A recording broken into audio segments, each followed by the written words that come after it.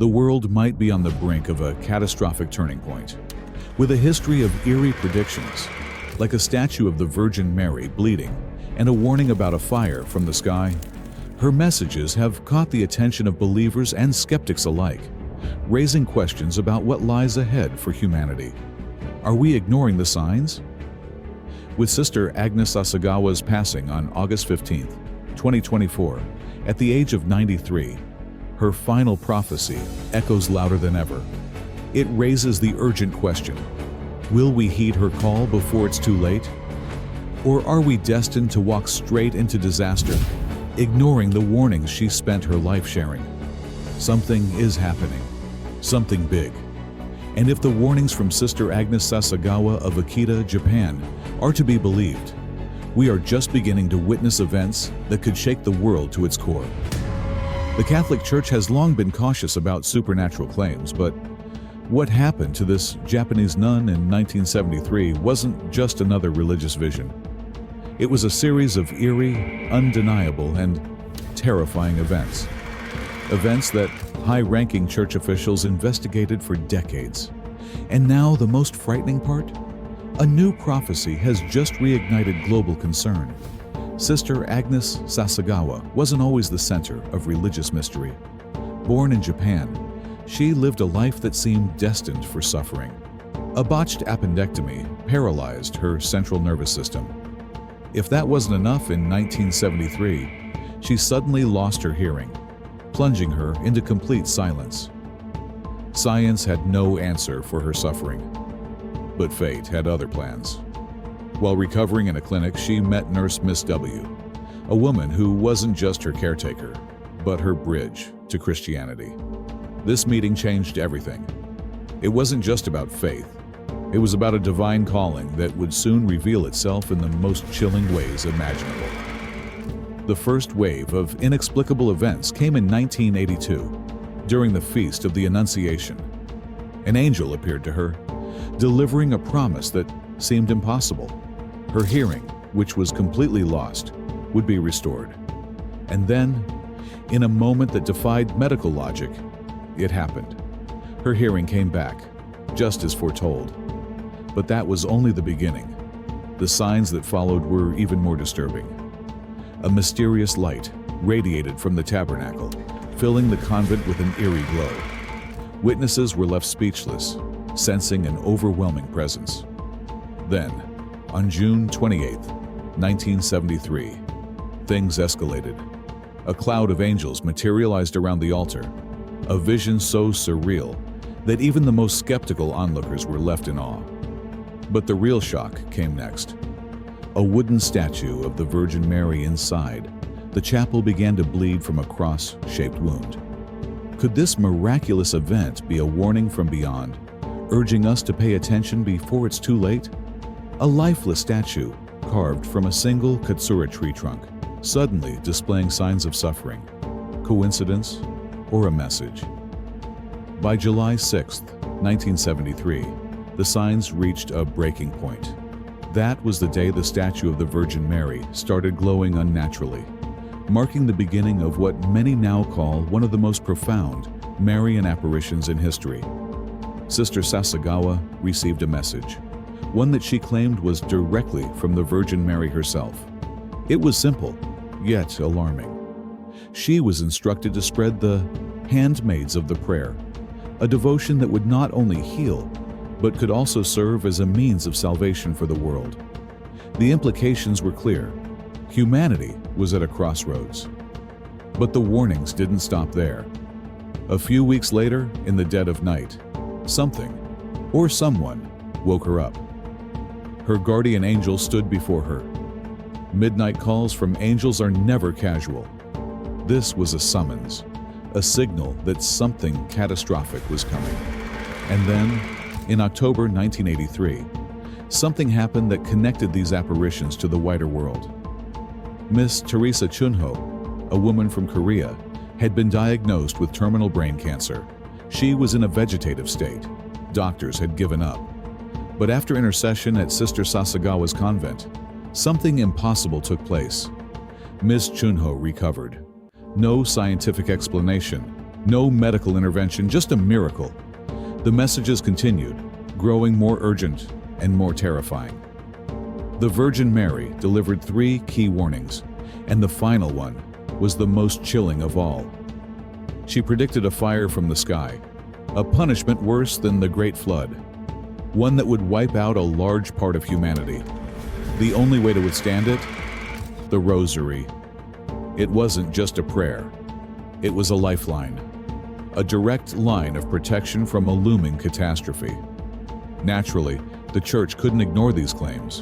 In 1975, Bishop John Shiru of Nada took the case to the Congregation for the Doctrine of the Faith, CDF, the Vatican's highest authority on supernatural claims. The results? Mysteriously inconclusive. Even Cardinal Joseph Ratzinger, who later became Pope Benedict XVI, personally reviewed the case in 1988 and acknowledged Bishop Ito's findings. But here's where it gets even more disturbing. The Vatican never issued an official declaration. Instead, they kept it under a veil of caution. Why? What were they afraid of? For years, the warnings seemed like echoes from the past. Until now. Because in 2024, exactly 50 years after the first apparition, Sister Sasagawa, just before her passing, received a new prophecy. And this one is hitting too close to home. Her guardian angel appeared again, delivering a final warning. The world is now entering a period of disastrous events with severe consequences. But here's the twist. What happens next depends entirely on human decisions. Will people heed the warnings and change course? Or will it take a supernatural catastrophe to realign humanity? It's no longer just about faith. It's about what's unfolding before our eyes. The Vatican may have stayed quiet, but the world is now watching. Because if Sister Sasagawa's shocking prediction is really happening, then we may be standing at the edge of something much bigger than we ever imagined. For decades, the Catholic Church maintained an uneasy silence about the events in Akita, Japan. While thousands of believers clung to Sister Agnes Sasagawa's prophecies, the Vatican refused to give a clear answer. Official recognition? No. Full denial? Also no. The ambiguity was deliberate, calculated. Sister Sasagawa spoke publicly in 2019. It was unexpected. After years of silence, she revealed a message that sent shockwaves through Catholic circles. First broadcast on a Catholic radio station in Massachusetts, USA. The message was simple, but urgent. Humanity had strayed too far from faith. She warned that people had abandoned the foundations of devotion, humility, and purity of heart. Her words weren't just for the deeply religious. They applied to everyone. She emphasized daily sacrifices, acts of kindness, and penance. But the real weight of her warning was this: if people did not return to God, disaster would follow. The timing was strange. Just months later, in 2020, the world was hit by the COVID-19 pandemic, a crisis that killed millions and left behind economic, social, and political devastation. Did Sister Sasagawa foresee this? Those who believe in her visions say yes. And then, in 2024, it happened again. After 50 years, on the exact anniversary of the 1973 apparition, Sister Sasagawa received another startling prophecy. This time, it wasn't just a warning. It was an ultimatum. Her guardian angel appeared once more, delivering a message that humanity was running out of time.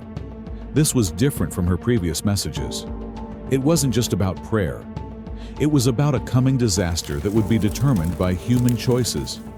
Unlike before, this time the prophecy came with a sense of finality. It wasn't just a possibility. It was inevitable unless something changed immediately. Those who have studied Sister Sasagawa's previous messages believe that this latest warning is linked to global events already unfolding. The signs are everywhere. The natural disasters that have intensified in recent years. The pandemics that keep emerging stronger and deadlier. The wars and conflicts that have erupted across the world, from Ukraine to the Middle East, from Asia's territorial disputes to the growing political instability in powerful nations. It's all happening at once, just as she predicted. The 2020 pandemic was only the beginning.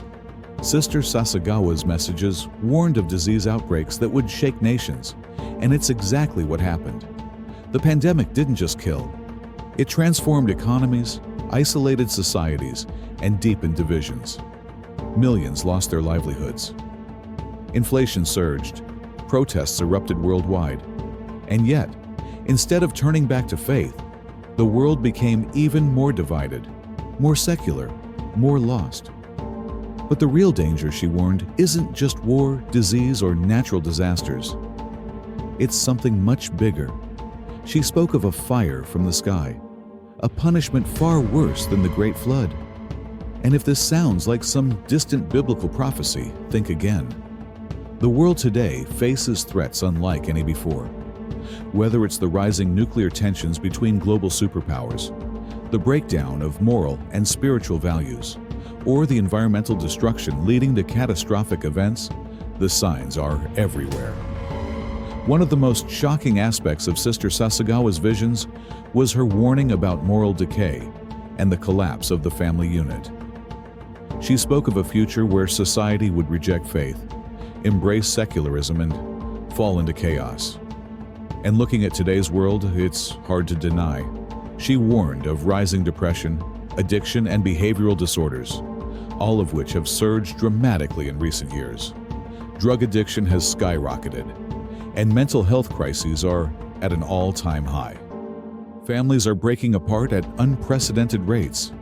The traditional values that once held societies together, disappearing rapidly. Sister Sasagawa's latest prophecy was not given to scare people.